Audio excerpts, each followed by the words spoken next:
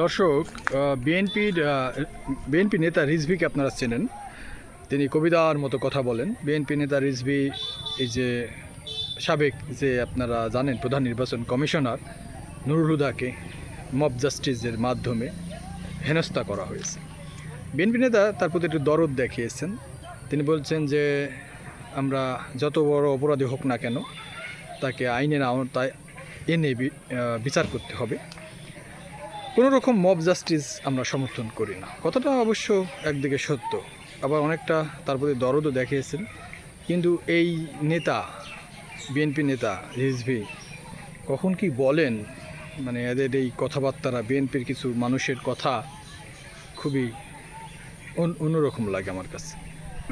আওয়ামী লীগের সময় কিন্তু এইভাবে বিএনপি নেতাদের মব জাস্টিস করা হয়েছিল, অপমান অপদস্থ করা হয়েছিল। মাহমুদুর রহমান কুষ্টিয়ার আদালতে গিয়ে অপমান অপদস্থ হয়েছিল। মির্জা ফখরুলের গাড়ি ভাঙচুর করা হয়েছে, অনেক নেতাদের এমন করা হয়েছে। তখন কিন্তু কেউ এত মায়া কান্না দেখায়নি।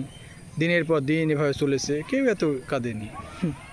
আজ দেখছি বিএনপির নেতাই আবার এই ব্যাপারটা নিয়ে খুবই, ওরে বাবারে, খুব এত দরদ উতলে উঠছে, বিশাল ব্যাপার স্যাপার।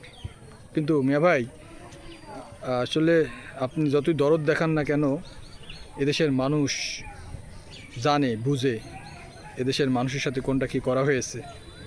বিএনপির উচিত এ সকল ব্যাপারে আরও সংবেদনশীল হওয়া এবং খুব ভালোভাবে প্রতিক্রিয়া জানানো। কিন্তু এমন দরদ দেখাবেন না, আপনাদের সম্পর্কে মানুষ আরও অনেক খারাপভাবে নেয়। সেগুলো তো আমরা বিভিন্ন সোশ্যাল মিডিয়ায় দেখি, আপনাদের এই সকল ব্যাপারগুলো, মন্তব্যগুলো।